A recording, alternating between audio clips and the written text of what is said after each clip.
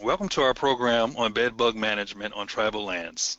This webinar is provided by EPA's Center for Integrated Pest Management. The views expressed by our presenters are for educational purposes only and do not represent the official views or positions of EPA or the presenters' organizations. This webinar is part of a series providing information on the importance of integrated pest management, or IPM, and the information needed to establish and grow an effective IPM program. This is Thomas Cook with EPA's Center for Integrated Pest Management. I have the pleasure of being your moderator. Today's presentation is focused on helping you deal with bed bugs in your home, community, and work environment, and reducing your risk of picking up and transporting bed bugs to other locations. We'll specifically discuss the use of an integrated pest management approach for bed bugs. IPM is a smart, sensible, and sustainable approach to managing pests. You'll see that using IPM can allow you to effectively manage bed bugs while reducing unnecessary risks from pests and pesticides. We'll delve into the practical aspects of bed bugs as they relate to tribal pest management programs. At this time, I would like to take this opportunity to introduce our presenters. Larry Scrapper is the environmental specialist for the Cherokee Nation Environmental Programs. He is a tribal representative of the Tribal Pesticides Program Council. Kathie Brosemer has been an environmental program manager for the Sault Ste. Marie tribe of Chippewa Indians since 2010. Prior to that, she had a varied career with environmental NGOs and governmental natural resource groups in Canada. Donald Baumgartner is a medical entomologist with EPA Region 5 in Chicago, Illinois. He provides technical assistance to states, industry, and citizens throughout the upper Midwest. Finally, we'll hear from Dr. Marcia Anderson. Marcia is with the U.S. Environmental Protection Agency Center for Integrated Pest Management. She holds a Ph.D. in environmental management from Montclair State University, along with degrees in biology, landscape architecture, and is also a licensed tree expert. With no further ado, Larry, please take it away. Good afternoon, everyone. First, I'd like to say thank you to Marcia and Donald for inviting me to participate in this webinar. Now, let's get started with a little bed bug history. Bed bugs are not a new pest. They've been common throughout history. Which came first, the bed or the bug? The bat came first. The bed bug, which is depicted in the bottom image, likely evolved from the bat bug, which is the middle image, which fed on bats in caves 35,000 years ago. Neanderthal man lived in caves and was fed upon by these bugs. When early humans left the caves and later settled in the villages, the opportunistic bed bugs packed up and came along with them. As you see in the table, from 1945 to the 1960s, bed bug presence declined, as did the societal knowledge and treatment methods. However, after a 30-year vacation, bed bugs have made a comeback and are now common pests again in the United States. The steady increase in the percentage of bed bug inquiries made to the National Pesticide Information Center over the past decade indicates that the public awareness and concerns about bed bugs are on the rise. In 2015, the TPPC and the Office of Native American Programs conducted a tribal bedbug activity survey. This slide shows the information gathered from that survey. 136 tribes were surveyed, with 91% of the tribes responding, and 54 of those indicated that they had bedbug issues, and 41 of those rated the severity of the issue as either severe, moderate, or light. There was also a field for tribes to comment on the mitigation strategies they had in place to deal with the issues. In January 2016, TPPC submitted a bedbug issue paper to EPA with recommendations in 4 key areas: prioritization, make bed bugs in Indian country a national program manager priority, and maximize opportunities to share bed bug information at conferences, workshops, and other meetings with tribal participation. Collaboration, work with other federal agencies in a multi-agency bedbug work group that includes tribes to leverage financial and technical resources for tribes battling bed bugs. Funding, provide tribes with funds and information about funding opportunities for bedbug outreach, education, and treatment. Technical resources, provide technical resources, outreach, education on bedbug IPM, hands-on training, best management procedures and treatment methods, policy templates, and more. The TPPC has also identified some of the challenges to effective treatments in tribal communities. I have a question. What spreads faster than bed bugs? The stigma. Due to the social stigma of bed bugs, in many tribal communities, people with bed bugs in their homes aren't necessarily forthcoming with such information. However, this stigma isn't linked to just tribal members. The people or entities that run hotels and other residential facilities in Indian country, including multifamily dwellings, are also not willing to share such information. Not only because of the social stigma attached to bed bugs, but the cost to address the presence of bed bugs and the fear of financial losses. The rural nature of tribal communities also pose a challenge to effective treatment, such as the pest management professionals may not find it cost effective to locate the equipment to these areas. And even though there are some very good resources and information out there online, these areas may not have internet or weak internet at best.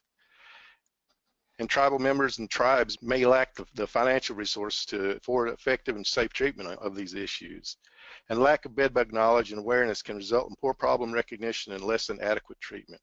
Due to these challenges, many tribal members are forced to live with the bed bugs or use products off the shelf of a local store with no guarantee that it will even work, or if misapplied could lead to adverse effects on the tribal members or the local environment.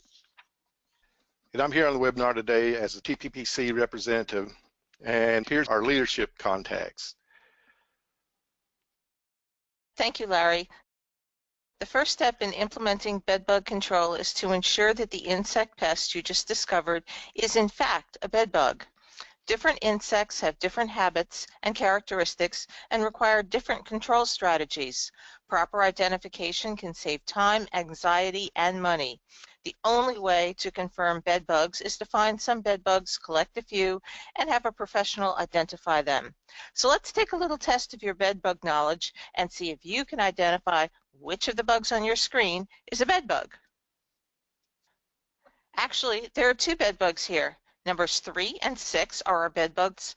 Note just how different the adult bedbug looks from the nymph unfed bedbug. The other photos are of a tick, a cockroach, a nymph, and carpet beetles.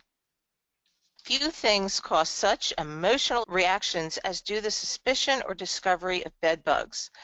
Bedbugs elicit fear and loathing along with a strong dose of stigma, as Larry mentioned, even though hygiene, sanitation, or dirt have nothing to do with bedbug infestations. Bedbugs are a nationwide problem and control is the same whether you're in northern Maine or southern California. When bedbugs are found, accusations fly with demands for immediate action, even if ineffective or inappropriate. Don't let this happen in your community. Experts believe that the recent increase in bedbugs in the United States may be due to more travel, lack of knowledge about preventing infestations, increased resistance of bedbugs to pesticides, and ineffective pest control practices. Bedbugs are easily transported as people move from place to place, such as on mass transportation. They're picked up in places where people congregate, such as in waiting rooms, bus depots, and theaters. They are hard to detect in small numbers, and often people do not realize for weeks that they have bedbugs before they begin to notice telltale signs of a bedbug infestation, and by then they're much harder to control. Bedbugs breed quickly, and they can go for months without a meal. They're masters of hiding in the smallest of places, avoiding detection. Another contributor to resurgence is that bedbugs have evolved to develop resistance to many of the chemicals and pesticides used for control. These are not the same bedbugs that your grandma's generation had to battle. Bedbugs can be found just about anywhere because they hitchhike. Clean places, dirty places, public places, private residences, and all forms of transportation. And many people do not realize that bedbugs can actually disperse by moving inside walls. This is how they can travel from an infested area to new territory. They can move from one room to another via holes around pipes, telephone, cables, or electrical wires. They're also dispersed when infested items are disposed of. Bedbugs can fall off infested items as they're moved down a hallway or through doors. The adult bedbug is mahogany colored. See the red star in the photo. It's about the size of an apple seed and wingless, and they do not fly or jump, but they use their 6 legs to scurry very quickly across surfaces. Then there are 5 juvenile stages called instars. The dark color in the abdomen is the blood remaining after feeding. They shed their skins after each molt. And finally, there are the tiny 1 to 2 millimeter eggs that are often glued to rough surfaces. And see the yellow star in the photo. Let's look a little closer at bed bugs. They aggregate in cracks and crevices all day. They'll travel 15 to 20 feet or more from their hiding places, climb up onto your bed, have a meal, and then scurry back to their hiding place. Adults can survive at least 3 to 4 months without feeding, and often longer, depending upon the temperature and climate. They locate their human hosts via olfactory sensors on their antennae and mouths. And they're attracted to body temperature and chemicals and activated by your exhaled carbon dioxide, especially when you're stationary for a long period of time. You can see bed bugs with the naked eye, as you can see from the bed bug on this person's finger. Adult bed bugs are easily spotted as they're between 5 to 7 millimeters in size. Like I said before, about the size of an apple seed. A myth was started about bed bugs being too small to see when people got confused between bed bugs and dust mites. They're very different species and are handled in completely different ways. What works for dust mites will not necessarily remove bed bugs. So how do bed bugs feed? Bed bugs have straw-like proboscis that pierces the skin like a mosquito. But unlike a mosquito, they inject an anesthetic into our body to keep us from feeling the bite. And more than half of the people bitten are unaware of even being bitten. This will allow the bed bug to suck up our blood without waking us up. This anticoagulant/anesthetic saliva causes varying degrees of inflammation. The feeding habits. Bed bugs have very unique physiology, which allows their bodies to expand like an accordion and enables them to gorge themselves with blood. They feed on host blood for 3 to 10 minutes and then run away. Well, they often void parts of the previous meal while feeding. While bed bugs prefer darkness, if bed bugs have not eaten for a few weeks and are really hungry, they're going to come out at any time of the day or night. So keeping the light on at night won't deter them from biting.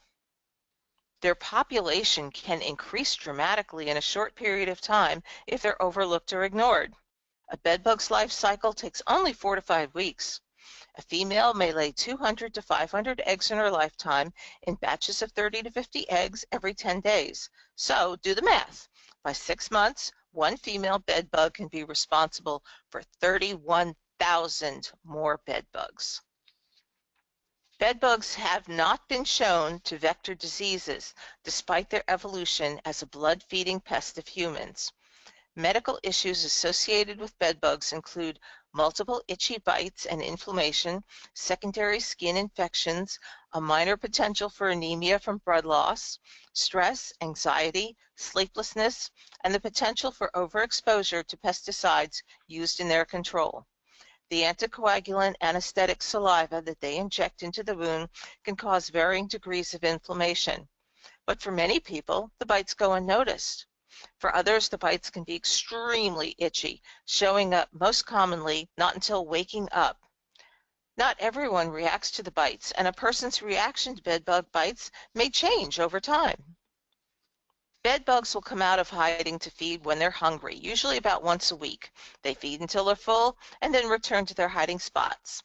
The bites in a row happen if they're feeding along the sheet-human intersection or if one is disturbed mid-meal and has to reinsert its mouthpart. Bites from many other pests such as fleas, mice, lice, or other biting insects are often confused with bites from bedbugs.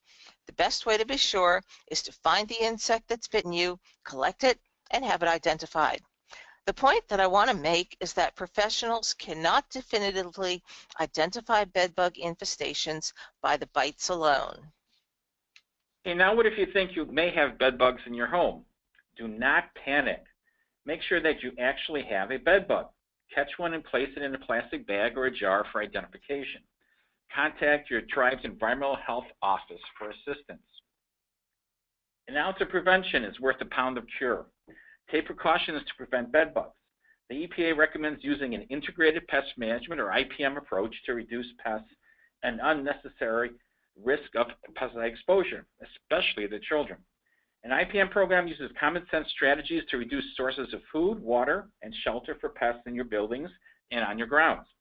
An IPM program utilizes a variety of control methods control the pests and includes the careful use of pesticides when needed. IPM is sustainable when implemented correctly, and in the long term, IPM is usually less costly and more effective for pest management in the community. The formula for success in dealing with bed bugs is, again, IPM, Integrated Pest Management. It's really a process. The components include education, inspections and monitoring, and IPM actions. Under education, plan, train, and collaborate. Inspect on a regular basis, visually and using traps. When infestations are found, apply a variety of control methods using pesticides as needed. Just mix it up. The formula for success in dealing with bed bugs is to be proactive and educate everyone. Develop a plan to detect, prevent, and eliminate the bed bugs if and when you get them. Educate everyone who may be involved in multi-unit buildings and casinos. That may be the staff, the residents, the caretakers, the management, and many others. Through the plan, assign responsibilities and actions. When you find a bed bug, remain calm. Assess the situation and determine where they are and how many. Think through what you have learned and the treatment options. Follow the bed bug plan. Staff awareness and education is very important in any bed bug plan. As mentioned, include in the plan a written protocol how to respond when someone complains, if staff find something, after a bed bug is confirmed, and what to say. Staff should have a basic understanding how to react to any bed bug evidence. In some cases, it would be wise to consult in advance with lawyers and your insurance agent how to react and respond to bed bug reports. Everyone should be involved. Conduct a thorough survey and accurate identification. Advise tenants of procedures to prevent bed bug reintroductions. Respond quickly to complaints with an inspection and intervention. Inspect units adjacent to the infested units on each side, up and down on the floors, and even across the hall. Sanitation is important but may not eliminate the bed bugs. Initial vacuuming of mattresses, beds, and harborages is important. Toss out the vacuum bag each time. Consider physical barriers like mattress encasements and interceptors. Monitor and revisit units every 2 to 4 weeks later after the eggs have hatched. Treat harborages after cleaning with properly labeled residual pesticides if needed. Use only certified licensed pest professionals as pesticide applicators. Proactively monitor apartments with brief visual inspections. Don't rely on self-reporting. Verify new apartments are bedbug free before allowing new tenants. Monitor apartments with new residents after move-in. Don't penalize tenants for reporting bedbugs. Hire licensed, certified, and experienced pest management professionals.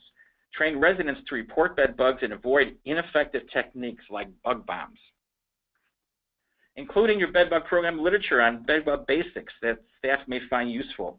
Notices that residents can use to report the bedbug infestations, and ways that staff and tenants can properly wrap and label bedbug infested items so that others do not pick them up. Give each resident a copy of the plan and go over it with them so they understand. Place bedbug protocol signs in laundry areas. Keep records of pest complaints and note the actions taken. What really needs to be disposed of in an infested home? Well, these are various things that could be infested: the mattress, box springs, furniture, clothes, shoes, books, stuffed animals. But only severely infested items of low value and which are probably hard to clean and remove the bed bugs should be really replaced at all. Those that are easily replaceable and can be disposed of then.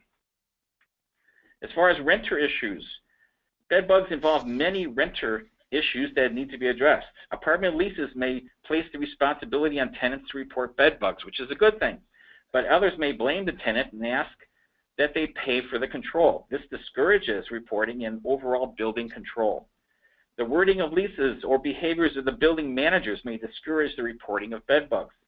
Unreported infestations lead to further spread of the bed bugs and just increasingly worse conditions that would be much more expensive down the road. It's important that you recognize the difference between an introduction and an infestation for your management efforts. An introduction is a single bug or group of bugs that are not breeding, such as single or multiple male bugs. An infestation is a reproducing population. It can be from a single mated adult female. If eggs and various nymphal stages are present, as you can see in the lower right photo, you definitely have an infestation. Researchers are finding out that most of the bedbug populations within the United States have at least 2, if not 3 types of resistance. Let me explain.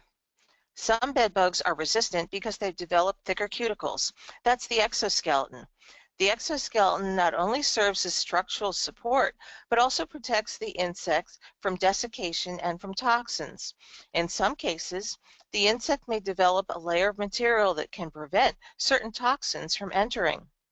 Pyrethroid insecticides are commonly used in bedbug control because they're relatively safe for humans and pets and are effective and low cost.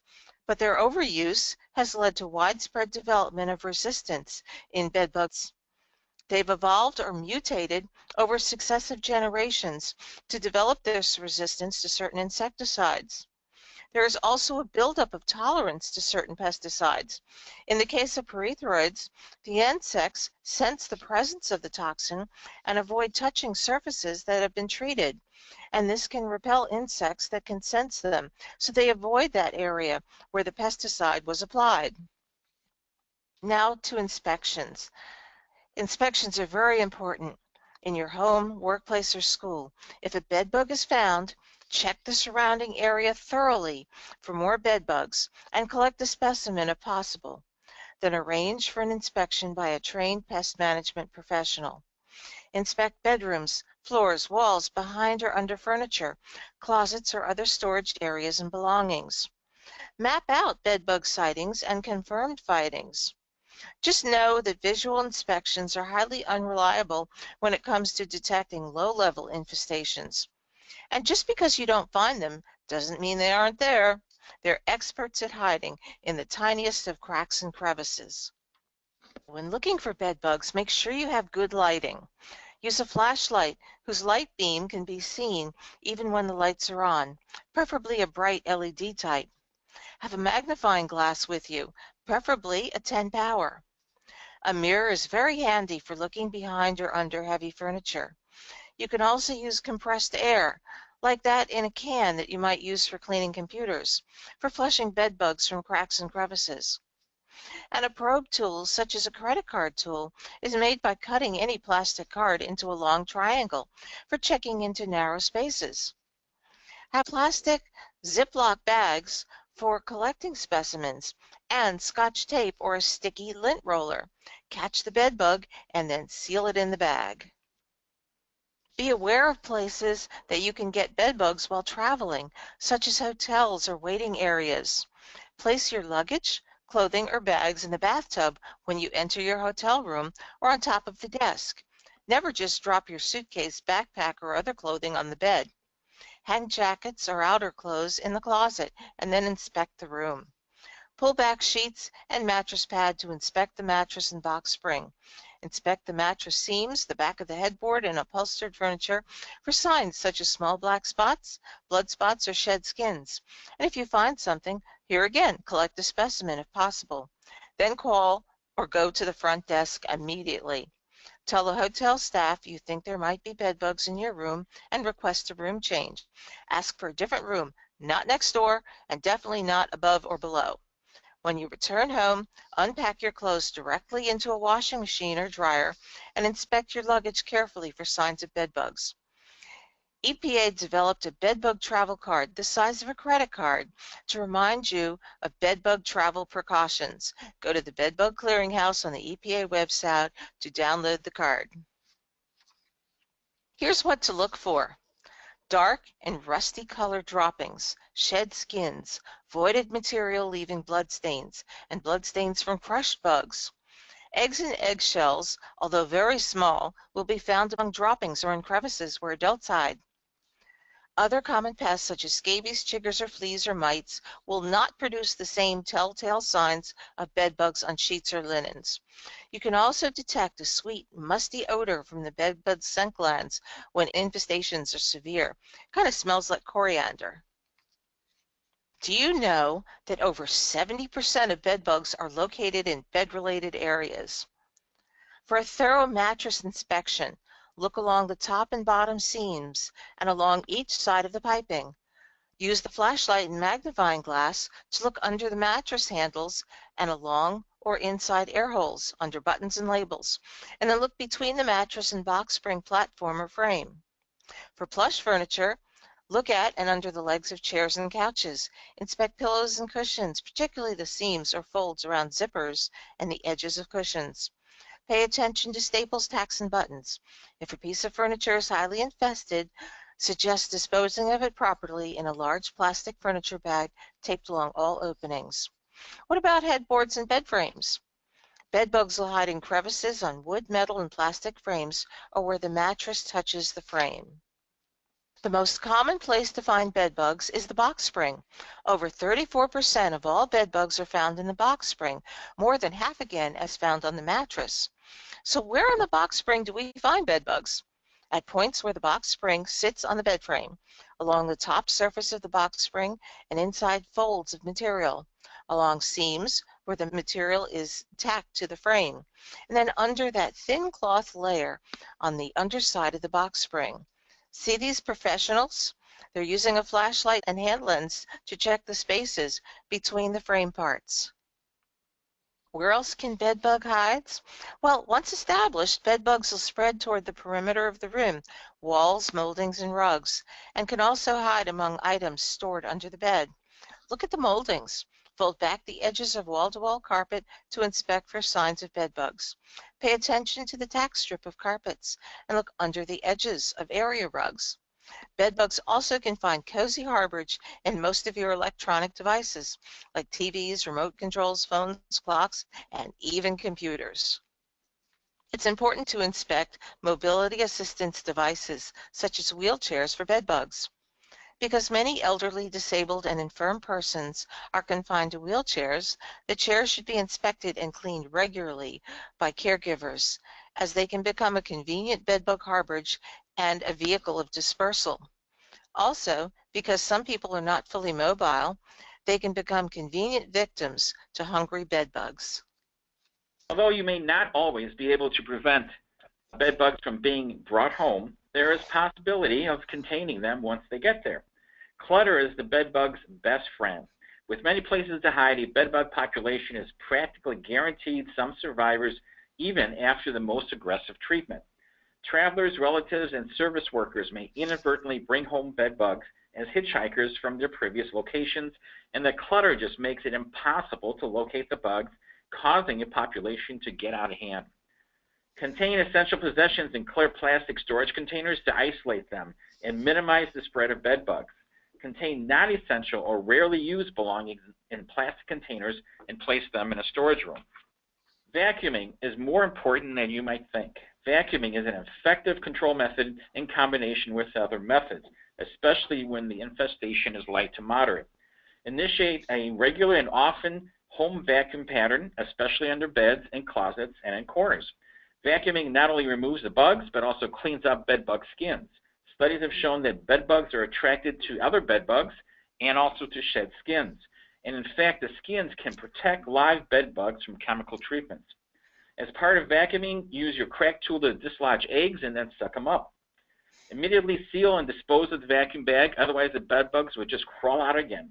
Empty bagless vacuums outside or in the garbage outside, they also may be emptied down in the toilet.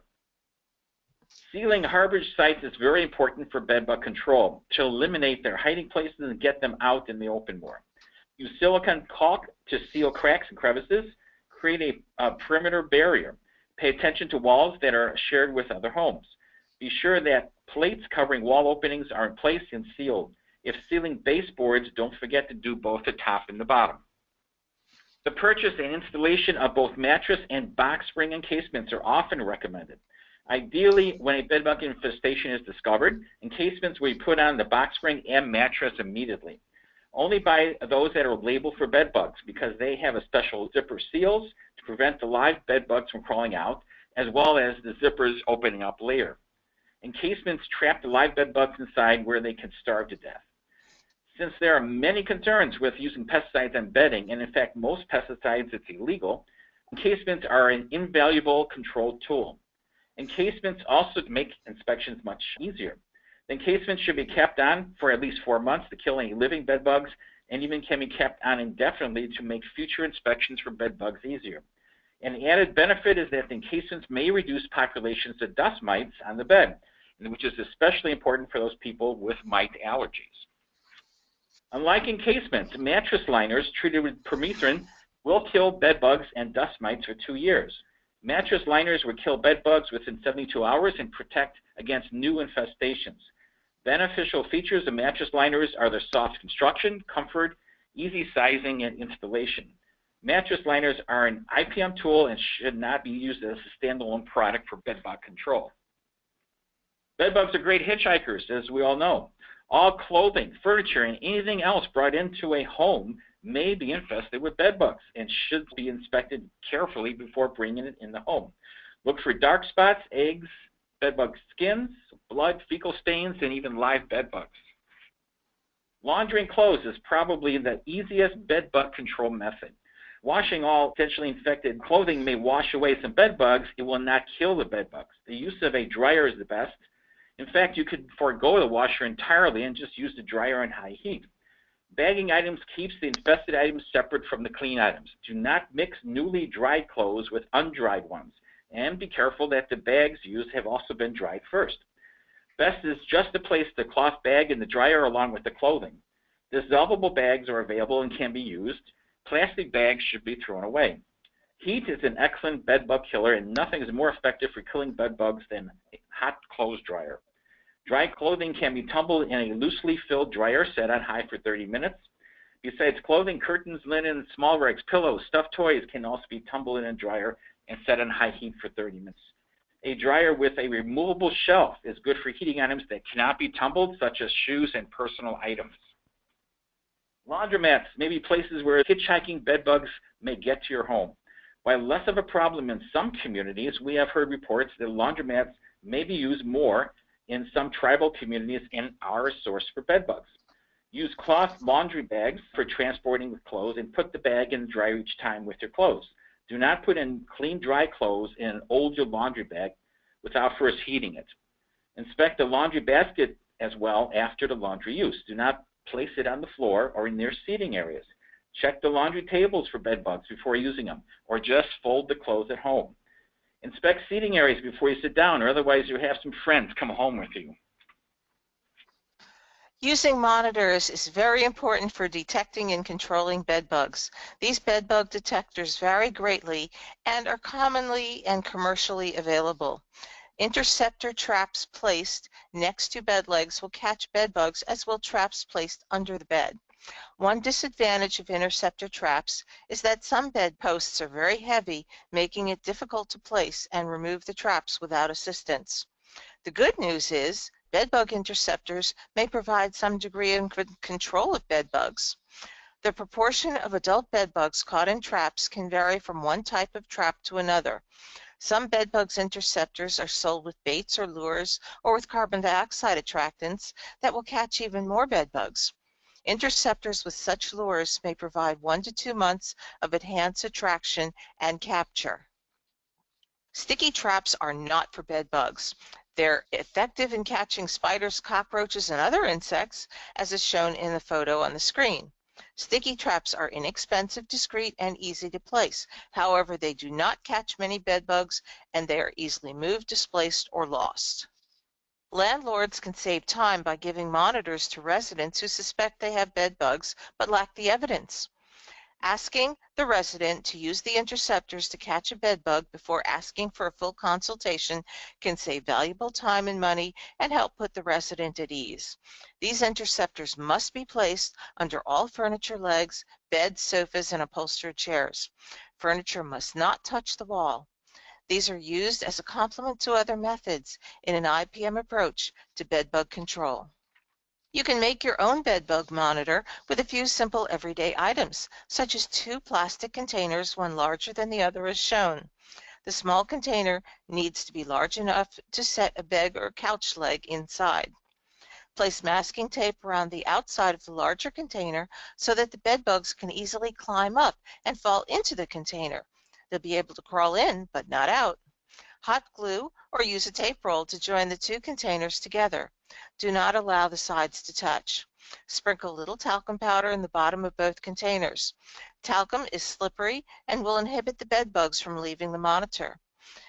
Make enough monitors to outfit each leg of the furniture. Then check and clean the interceptors every 1 to 2 weeks. Dispose of captured bed bugs in plastic zip-tight or sealable bags. Isolate the bed by pulling it away from walls and other furniture. Put each bed leg in an interceptor or monitor. For beds without legs, place block leg razors under the bed frame. These are available at a local hardware store, or you can make your own by cutting small blocks of wood and then place them into the interceptors. If bed bugs are only around a bed, then the infestation is most likely light to moderate. Now here's a review of part of an integrated pest management program. First comes education and communication. They're the foundation of the IPM program, as is shown in this pyramid. Then comes culture and sanitation practices, and these include exclusion, vacuuming, and clutter removal. You should use non-chemical methods of control first. By non-chemical, we mean physical methods, which include clutter remover, vacuuming, exclusion, and traps. And then there are also thermal options that include extremes of heat and cold. Non-chemical methods are followed by chemical control after or along with non-chemical options. These include pesticides, which come in many forms, such as liquids, dust, biopesticidal products, aerosols, or fumigants. See the very top of the IPM pyramid. A pest management professional is strongly recommended for pesticide applications. We'll now discuss more of these bedbug IPM tools. Let's begin with steam cleaning. You can use a dry steam cleaner for materials that may be damaged by moisture, such as floors, carpets, baseboards, bed frames, and other furniture. Steam has the ability to penetrate into cracks in fabrics. The steam temperature should be 130 degrees Fahrenheit or greater. Professional-grade steam units are available at many rent-a-centers. The steamer should not blow air forcefully, or it may cause bed bugs to scatter. The stream head nozzle must be large or use a diffuser. An upholstery nozzle wrapped in a piece of fabric diffuses the pressurized air so that the bed bugs are not blown from the treatment area. Ambient heat treatments can treat an entire structure, part of a structure, a single room, a box truck, or a storage area. These heat treatments can provide complete control when used correctly. They're popular for situations where unit preparation cannot be done. They're non-toxic, but they also may be expensive. They use fans and a heat source to heat space greater than 130 degrees Fahrenheit and hold that temperature for 7 to 12 hours. It's very important that heat sensors be placed in the hardest to heat locations to ensure that the heat penetrates all areas. Remove electronics, plants, medicine, perishables, art, and pets before treatment begins. Contact your pest professional for this treatment. How long is it necessary to keep items in ambient heat chambers? At least 1.5 hours, and the minimum temperature should be 120 degrees Fahrenheit. What researchers have found recently is that lethal temperatures are actually much higher than previously reported. You really want to maintain that temperature over 120 degrees. Place temperature sensors inside the mass being treated is critical. Depending upon the heat output, air circulation, and thermal mass, the heating time may be anywhere from 2 to 8 hours. The Gila tribe in Arizona purchased 2 heating units to treat homes. Heat units were funded by the IHS, part of a project started just this year, which has treated over 20 single-family homes so far. The health department first advises and assists people in do-it-yourself bed bug control. Then if some people, such as elderly or disabled persons, still cannot rid themselves of bed bugs, a heat treatment is provided to them. These treatments are free of charge. Then the home is reassessed for bed bugs after treatment with the interceptor monitors. Not all methods of heating your home are effective in controlling bed bugs. Some are even dangerous. Do not try increasing the heat in the infested areas by boosting the temperature, thermostat. Okay, it's not going to raise the heat high enough to kill the bed bugs. nor will it penetrate through all items and behind walls. What about putting items in black plastic bags and leaving them in the sun or in a hot car? This may work on small items such as shoes or a few books. However, bed bugs need to be exposed to temperatures above 120 degrees for an extended period of time to be killed. The problem is that materials deep inside the bag will not get hot enough to kill the bugs. Do not use home propane, space heaters, or fireplaces to try and increase the temperature enough to kill bed bugs.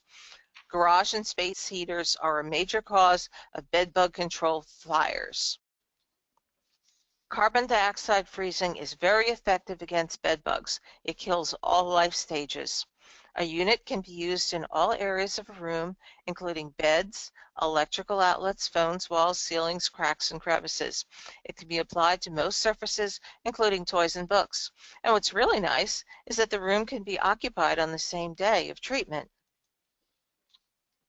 If you belong to a profession where you're required to visit or inspect people's homes that may be suspect for having bed bugs, it's best to wear dedicated clothing and shoes that you can bag up in your vehicle so that you avoid taking bed bugs into another person's home or your own. If you suspect bed bugs in a location you're working in, do not bring bags or personal items into a suspected facility. Keep your handbags and personal items in your vehicle and try using a fanny pack. Keep your jacket in your vehicle. If you cannot, hang it on a hanger or hook, not on the back of a chair. Have a change of clothes in a zip bag and avoid cargo pants or pants with cuffs. At the end of the day, place all your outer clothes in a plastic bag, sealed tight. Inspect clothing and bottom of shoes before entering your vehicle. Place work shoes in a sealable bag and do not open at home until you're ready to wash, dry, or treat them. When you arrive home, dry clothes on the highest setting for 30 minutes. Discard all plastic bags used for bed bug prevention in an outdoor garbage area. Vacuum or wipe down any equipment that may have been at an infested site. Pesticides are an effective component of a bed bug IPM program if selected carefully and used properly. Remember that pesticides are just one IPM tool and rarely control bed bugs alone. If not used properly, pesticides can place you and your children at risk and add to your problem rather than solve it. Only by EPA-registered pesticides, those that have an EPA registration number on the label, and only by those that have bed bugs on the label. Always read and follow the label directions carefully. Never use pesticides labeled for outdoor use, which do not list bed bugs on the label. More is not better. Pesticides do not break down fast indoors, and so overuse just places you and your family at risk. Consult with your tribal health organization or state extension service for more information on pesticides. Again, read and follow the pesticide label. This is very, very important. Under the directions for use, you may find bed bugs listed. Only use pesticides that list bed bugs. Under any IPM program, pesticides should not be the first control choice. IPM involves multiple treatment methods. Pesticides that are used should be applied only where you have bed bugs. Verify first where the bed bugs are, and then treat in accordance with the label directions. Hire licensed pest management professionals who are trained in the proper pesticide use and pesticide safety. They have the experience to help you. Most liquid pesticides must hit the bed bug to kill it. Chemical resistance is very common among bed bugs, but this varies greatly from location to location and even within the same building. Pesticides are not effective against eggs, and so 1 or 2 weeks later you may have to see new bugs from the hatch eggs. Thus, liquid pesticides may need to be reapplied again where needed. Pesticidal dusts are effective if applied properly, but the kill may not be immediate. Insecticidal dusts may be a useful IPM tool, especially in voids and for long-term protection, but they are often misapplied by homeowners. Dusts are useless if poured all over the home, which is actually common. When misapplied this way may endanger the homeowner. Dusts are best applied using special duster equipment that professionals use. Dusts may work better in some situations due to bed bugs picking up more of the agent. Dusts certainly have a longer residual activity than liquids as long as they do not get wet. Care must be used with dust in areas with strong air currents. that would disperse them and move them where they're not wanted or be inhaled by the residents. Dust worked for a long time in killing bed bugs in wall voids, along pipes, along electrical lines, or behind electrical outlets. The common types include diatomaceous earth, sold as a pesticide, and silica gel. Diatomaceous earth, or DE, is a white powder which actually is composed of microscopic dead single-celled diatoms from the ocean. If applied in a very thin layer where the bed bugs are, it works fine by the bed bugs picking it up and actually cutting the bed bug's outside skeleton. Legally, only EPA-registered DE should be used, never pool-grade diatomaceous earth or other types. A special duster is needed to apply the DE carefully and sparingly in areas inaccessible to people but accessible to the small bed bugs, such as cracks, crevices, and wall voids. DE will kill chemically resistant bed bugs as well. Silica gel is a desiccant dust which works by pulling moisture out of the insect, thereby killing it. Gel can kill bed bugs in 12 of the 20 days after exposure and has a low relative toxicity to mammals. However, if overused, it can be hazardous to people, so careful and very light applications are required. Silica gel is also great against pesticide-resistant bed bugs. As with DE, it is designed for areas accessible to bed bugs but not people. As with all pesticides, read and follow the label directions when used. A new emerging biopesticide, Beauveria bassiana, is a form of fungal mold spores to control bed bugs. Beauveria bassiana is a natural and indigenous fungus that causes disease in insects but is harmless to humans and pets. Biopesticides are inherently less toxic than conventional pesticides and generally affect only the target pests and closely related organisms. Biopesticides, such as the Beauveria bassiana spores, can be effective in very small quantities and often decompose quickly, thereby resulting in lower exposures and largely avoiding the toxicity problem caused by conventional pesticides. The spores are applied in very low volumes where bed bugs are most likely to encounter a treated surface, such as cracks or crevices or bed frames or on box springs, where direct human contact is unlikely. This will result in lower exposure to humans. This new technology is specifically beneficial for use in places where commercial pesticides are unable to be applied, such as schools, child care centers, medical facilities, and some homes. However, applicators will need to undergo training to learn how to apply the spores. So exactly how does this Beauveria bassiana work to kill bed bugs? Once the bed bug has crossed the surface sprayed with the Beauveria bassiana, the fungal spores stick to the legs of the bed bugs, and the bugs spread the spores around through their natural grooming habits. Because the mold spores have adhered to the bed bug's body, the spores soon penetrate the cuticle of the bed bug. The spores begin to germinate and colonize inside the bed bug's body cavity. The bug is dead in 4 to 7 days, but in the meantime, the bed bugs carry the spores back to the colony where they spread it within the entire bed bug population. Foggers can be unsafe if the residents don't follow the label instructions. Currently, residents use indoor foggers and insect foggers and pesticide sprays that are readily available in retail markets. Many people have a more is better mentality and overuse the products, leading to unattended adverse consequences such as chemical exposure and fires. What else won't work for bed bug control? Rubbing alcohol, kerosene, and gasoline are not effective against bed bugs and could harm you and your family and can easily ignite with a spark or cigarette. Some natural oils and home remedies have not been proven effective to control bed bugs. Agricultural or outdoor pesticides that do not have bed bugs on the label must not be used. Do not apply pesticides and repellents to clothing and skin for bed bugs. Home refrigerator freezers are not cold enough to kill bed bugs unless the temperature can be maintained at 0 degrees Fahrenheit for 3 days. Now I'm going to turn it over to Kathie Brosemer from the Sault Ste. Marie tribe of the Chippewa Indians in Upper Michigan. Thanks, Marcia. In Indian country, we have a few issues that aren't necessarily common to the larger society. Our demographics and economies introduce a few issues, and our cultural practices introduce some special situations. But also our casino hotels attract bus tours, which increase the risks in two ways.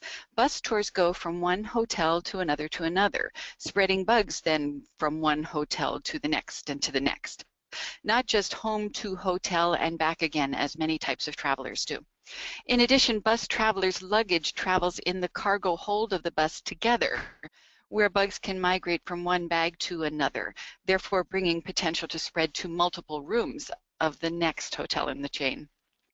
The Sault Ste. Marie tribe of Chippewa Indians is widely dispersed across 7 counties in Upper Michigan. Some 12,000 tribal members reside within the service area, with just under 1,000 in 9 different tribal housing sites across the 7 counties. Many of our members in the region are elders, and the region as a whole is economically depressed. We recognized the potential for a problem in our hospitality industry, economic risks if it weren't handled correctly, health risks to staff and possibly to guests if pesticides are used incorrectly. The Environment Program reached out to the casino hotel housekeeping to see if we can help them to be proactive. And in doing so, we identified a number of areas where the procedures that they were employing could be improved. First of all, frontline staff weren't trained to handle complaints. There was no place to record complaints, any kind of follow-up, what was done about any particular insect issue, not just bed bugs, but any insect issue. There were cans of consumer products kept in the housekeeping office with no records of when or where they were used, and especially the possibility that they were used right before or right after the pest management professional that came in to do routine treatments. In addition, diatomaceous earth was used as a preventative, used incorrectly, very heavy, so it presented a respiratory risk. As well, the casino housekeeping attitude towards their pest management professional was considered to be looking for more work, so there was some mistrust going on there. After reviewing the hotel's existing procedures, Environmental recommended a suite of procedures for training and record keeping. The housekeeping staff turnover is high, so we put together a training program for housekeeping staff. It's now included in each new staff person's orientation. We obtained training and certification for the housekeeping manager also, so now he's a certified pesticide applicator. To improve his status, his professional qualifications make it easier for us to collaborate with him. We developed a record-keeping system that's easy to use, easy and quick for the manager to record any observations or any actions, and it's kept in the manager's office. In addition, those records are kept room by room, which helps to track whether whatever treatment you're using is effective. The hotel implemented a few precautions on its own as well. They decided to group bus tours in the section of the building that had been built with modular units so that bugs couldn't go from one room to another through the walls. And they bought their own heat treat unit to cut costs when there's a suspected infestation so that they could do the heat treatment themselves. That's turned out to be handy in another way, which I'll get into in a minute. This slide is actually about my personal experience with bed bugs. I have tenants that I rent rooms to in my own home, university students, and one of them a little while ago brought me bed bugs. Fortunately, it was confined to that one room. We used many of the tactics that have already been described in this webinar. We pulled off the baseboards, we cleaned their back of them, we caulked them. We used mattress encasements, lint rollers, climb-up traps, double-sided tape, which you can see in this slide. The dryer, of course, became really important, and storage of belongings that weren't in constant use. We even took the bed completely apart to get into crevices. What made the difference on control was this little hand steamer. It was tremendous to be able to use this to get underneath the baseboard. We couldn't caulk the bottom of the baseboard because it was against carpeting. It reached into the depths of the carpet, it reached underneath the baseboard and into the crevices in the bed frame. When using such types of tools, you do need to make sure beds don't get blown away by force if there's a lot of air movement. This particular steamer did not have a forceful air movement, so that helps. But yes, I've got a personal experience with this stuff, so a lot of hands-on. We developed these materials for our housekeeping staff and other parts of the organization as well, which I'll get into as well. The Integrated Pest Management Plan for Bed Bugs and Best Management Practices, the fact sheets that were used for training of staff, incident and inspection and treatment and follow-up reports that go into the room-by-room records, and pesticide application record forms. So we think we've got a pretty good system for tracking the effectiveness of whatever needs to be tried here. We intend to place all of these documents on a website available to all the tribes in the country, and I expect that EPA would be able to help us get the word out when we're able to do so. There are some special cultural things that we need to focus on as well when we're talking about bed bug control. In our culture, an Anishinaabe culture, the family must give away the belongings of those who've walked on within a year, and other tribes have similar types of responses to the deceased family member. We have purchased a suitcase-sized hot box for our department to lend out when there's a funeral going on to assist the family members, and we're in a process of developing a brochure to guide the grieving family members through what's going on.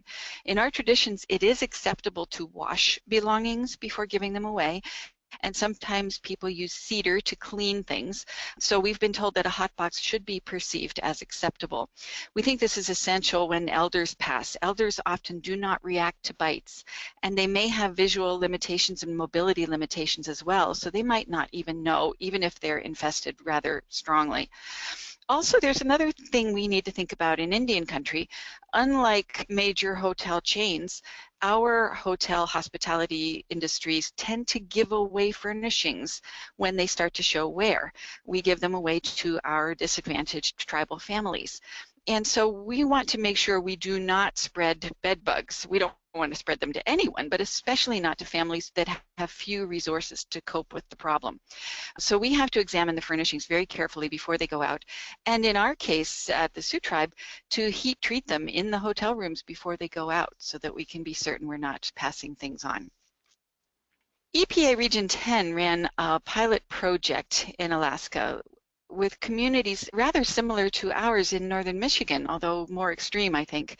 The communities that are not connected to the road system, where we have elders who literally live outside of communities, completely out in the woods. They have limited resources available. Some of their communities have no stores even for purchasing supplies like plastic bags and lint rollers and such, making it very difficult to access some of these things. High unemployment rates with low incomes, and challenges with environmental health personnel not being able to travel to homes due to the high cost of travel between communities in Alaska.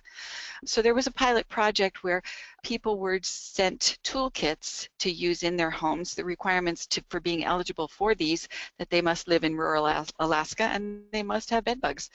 And some of the results that indicate increased knowledge of eliminating infestations through application of these methods, the multiple methods that they're using here. You can see in the pictures, the sleep defense system there, that's the mattress encasement, various products that were distributed for people to caulking and other things, plastic bags, to help people get through. And it takes time and persistence to get rid of bed bugs, especially for people who've had them for a long time. But personally, I will add that it takes time and persistence, even if you have a low-level infestation and you have all the advantages of nearby stores to acquire these things. It took us a couple of months to get rid of them at my home.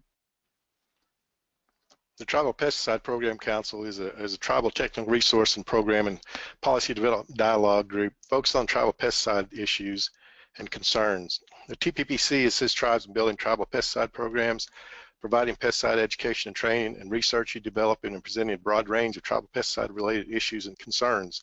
The TPPC is comprised of over 30 tribes nationally who are committed to raising tribal pesticide issues to the national stage. The TPPC has put together some resource materials in a bedbug educational package. You can visit the TPPC website and download the package. It contains some good information from the Environmental Protection Agency, the Indian Health Service, and several universities. There's also links to other resources on the TPPC website, such as a list of bedbug grant funding opportunities from HUD, EPA, and other agencies. You can also find announcements for upcoming trainings and meetings. Region 9 Tribal Indoor Air Quality and Health Network conducted the IPM for Bedbug Control webinar. You can go to the website listed and look through the individual PowerPoint presentations as well as other resource items. The TPPC issue paper is also there, as well as instructions for homemade climb-up bedbug trap, the IHS Residence Bedbug Checklist, cost-effective control methods from Rutgers Extension Service, a bedbug brochure from the Gila River communities, and another list of funding resources. Or you go to the Media Space website where the recorded webinar is. And contact information for Priyanka Pathak from Region 9 is also there. And also in Region 9, the Intertribal Council of Arizona, ITCA pesticide program, conduct trainings and workshops. And they do invite tribal members from outside of Region 9 to attend. The contact person there is Africa Doormat Avalos. The Native Learning Center out of Florida is an excellent resource for tribal information and webinars. This webinar will be placed in their archives. The Institute for Tribal Environmental Professionals works out of the Northern Arizona University and is funded by EPA's AIR program. They offer a variety of resources pertinent to indoor air in tribal country and are working with Stop Pest and EPA to build more into their resources for pests and their control. And here are a few additional resources to address the issues of bed bugs in Indian country.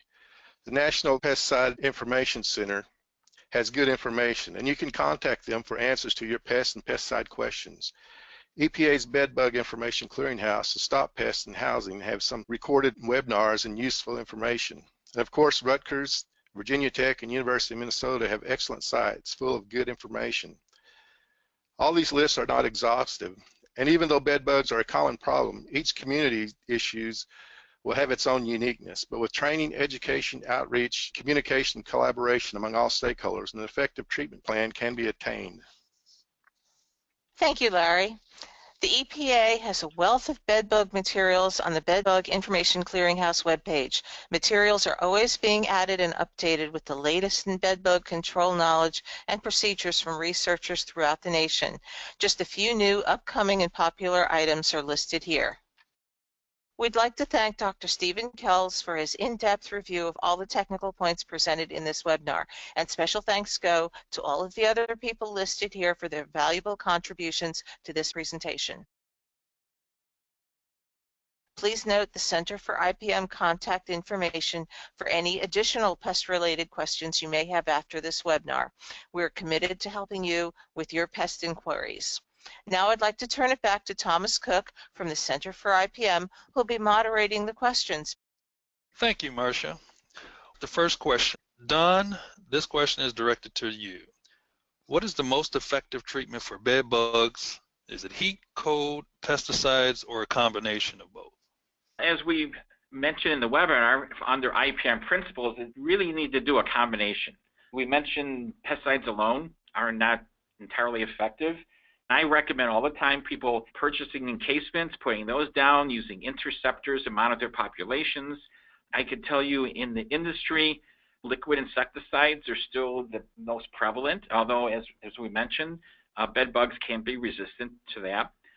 Heat is used, but it's more costly, and that's a limitation for a lot of people. Whole room or whole building heat treat is more costly. Generally, I think is more effective. There are issues with that. Cold isn't used as much in the industry. So again, it's a combination of things. Thank you, sir. Next question. Larry, this is directed to you. How often does the TPPC meet? TPPC meets twice a year, once in the spring and once in the fall. The spring meeting is usually in the DC area, Washington, DC area, and the fall meeting is out in Indian country. And we do meet once a month on a conference call. Thank you, sir. Kathie, this is directed towards you. How long did the treatment of bed bugs take for you in your home?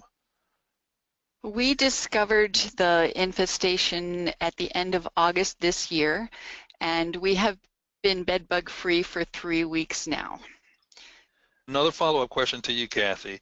Where can we purchase that steamer, and what was the cost of the steamer? The steamer is available on Amazon or many big box stores, etc. And there are many brands. Look for a bunch of different heads for it. We use the wide diffuse head to get into the carpets, and we use the little pointy one to get into crevices. It costs less than $50. Perfect. Marcia, this is directed towards you. If I bring in a professional, what kind of qualifications should I be looking for? Oh, definitely you want to make sure that they're licensed, and you also want to check references where they've done bed bug management, because bed bug management is a lot different than a lot of other pest management. So you want to check their references. This is Don. If I can chime into that too, as with any service industry, the recommendation is to call 3 companies and get estimates. You have to see if you're comfortable with what they're telling you, what they're proposing is in your budget as well, and then choose the best for your particular situation. And of course, the control effort depends on how bad the bed bugs are. And that's something the resident can do up front, just using this training and using resources that are online. And I always recommend people do a thorough inspection around the home, especially sleeping areas. Get hands and knees with your flashlight and determine, do you have like only 2 bugs you're worried about, or are there like thousands of bugs, and where are they? So that's going to determine the cost and the treatment method. And there are a lot of brochures available with a lot more detailed guidance on hiring professionals. A lot of state extension services do offer brochures, and a lot of that's online as well. I always recommend to anyone with bed bugs, first and foremost, educate yourself. Go online, the resources are mentioned, Rutgers, University of Minnesota, EPA, and learn all you can about bed bugs. Then you call the professionals and get some estimates. So you're educated at first and know what kind of questions to ask. Thank you, sir. Kathie, this is directed to you. Who should a casino guest report a bed bug sighting to? The front desk, because you want to immediately get moved to another room. And if the front desk is properly trained, they will take you seriously. They will send security up to move you, and they will be trying to collect samples for identification and taking further steps. But yeah, just go to the front desk. Thank you. Don, this is directed to you. How safe is the carbon dioxide treatment for the operator, and would he need a fumigation certificate if he is using a wand system? I'm not familiar with the fumigation certificate. I don't know if that's necessarily needed, but I might be wrong on that. The carbon dioxide that's used, it should be EPA registered products. So that's first and foremost, and that's what we're trying to stress through the whole thing, is using EPA registered materials. Now, this is not something I think a typical homeowner can do, so it would be best to call, again, the professional and see if they provide that kind of service or not. Okay. Larry, I'll pose this question to you. How are concentrations of bed bugs different across the different regions or tribal communities? Well, as Kathie was talking about, in rural areas and places like that, there's going to be a different concentration. Like I said, there's uniqueness to each community as to the issues there at hand. Thank you, sir. Marcia, would vacuums work in bed bug control? Absolutely, yes. That's one of the first things. If there are a lot of bed bugs, you need to try to vacuum up not only the bed bugs, but all of the rest of the material, the shed skins and that sort of thing, because other bed bugs hide in there and also are attracted to there, and getting rid of that material is very important in bed bug control. And then just touching up and regular cleaning with the vacuum will certainly help. Don't forget that when you're done cleaning, if you've got a bagged vacuum, to take that bag and put it in a sealed plastic bag and then put it outside. And also, if you're using a bagless vacuum, then you need to either wash it or empty it into a sealable bag and then wash it out down the drain or even down into the toilet. Thank you. Kathie, this is directed to you. How do we obtain the heat treatment equipment like the tribe has? That I do not know. I might pass that one to one of the others. The Gila River Tribe is in Phoenix, Arizona, and maybe send them a quick message. You can probably find them online. If I can interject here, last June, EPA Region 9 did a tribal bedbug webinar, and we already gave the link for that. All the presentations are there, including the Gila River presentation, and the person's contact information is in that presentation. Thanks, Donna. Okay, Don, another follow-up question for you real quick. How long does the bed bug need to be exposed to CO2 to kill them? If it's cold enough, it probably is somewhat immediate. Yeah, I can interject there. It is immediate. It's very effective and it kills all the life stages. And we're talking below -22 Fahrenheit. It's used a lot in Europe, not as much here, but it is being used more and more here. People can use it themselves. They don't need to have a professional. It's something that they will train you how to use it. Thank you. Marcia, this is directed towards you. Will a flushing spray work on bed bugs like it does on a cockroach inspection? So Don, again, some of these flushing sprays can be used not so much as a control agent, but just to detect their presence. Just to get them out from cracks and crevices behind things that normally you can't access. A lot of people do recommend, as also as I mentioned earlier, using like a credit card or a business card and just slipping that right along the wall in those cracks and crevices just to move the bed bugs around. And the adults were moved pretty fast if they're bothered, and that way you can tell whether they're there. Thank you. And final question, we'll pose this to Don. Can boric acid be used to kill bed bugs? The answer is no. The way boric acid works is that it's picked up by grooming insects, roaches or ants, and they pick it up and they ingest it while they're grooming. But bed bugs, of course, don't groom the same way, and they're blood feeders. So they have the piercing mouth parts and not chewing mouth parts as ants and cockroaches. So boric acid was not recommended for that reason. Thank you so much, presenters. We're going to go ahead and conclude the webinar.